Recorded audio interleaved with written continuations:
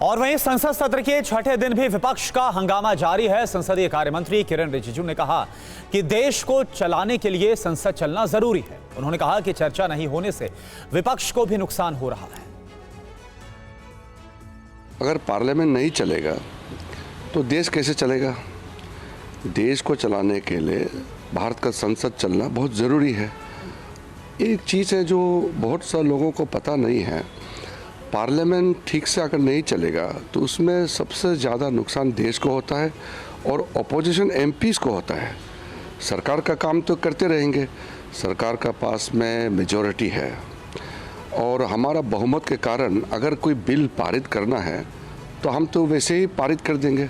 अगर अपोजिशन चर्चा नहीं करना चाहते हैं तो भी हम बिना चर्चा का भी हम पारित कर सकते हैं क्योंकि मेजॉरिटी है। लेकिन ऐसा करना ठीक नहीं लगता है, इसलिए हम चर्चा चाहते हैं। मुझे कई एमपीज़ ने बात किया है और बताया है कि पार्लियामेंट को डिस्टर्ब करना ये अपोजिशन एमपीज़ का बड़ा नुकसान हो रहा है और देश का तो नुकसान है ही।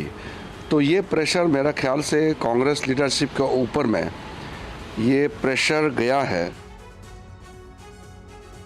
और संसद सत्र में हंगामे को लेकर सत्ता पक्ष और विपक्ष एक दूसरे पर हमलावर हैं। क्या कह रहे, आइए सुनते हैं।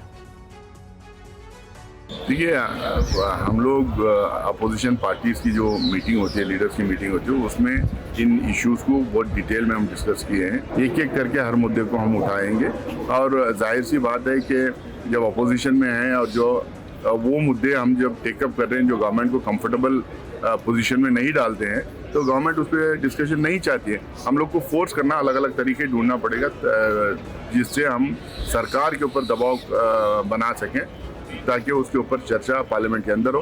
पार्लियामेंट के अंदर चर्चा करने नहीं देंगे तो पार्लियामेंट के बाहर हम मुद्दों को उठाते रहेंगे। ये विपक्ष को लोकतंत्र में भरोसा नहीं है, कांग्रेस पार्टी सहित। अगर लोकतंत्र में भरोसा होता तो जनता की गाढ़ी कमाई को एडजॉर्न करा करके ये जनता के हक की मारी है, जनता का हक है।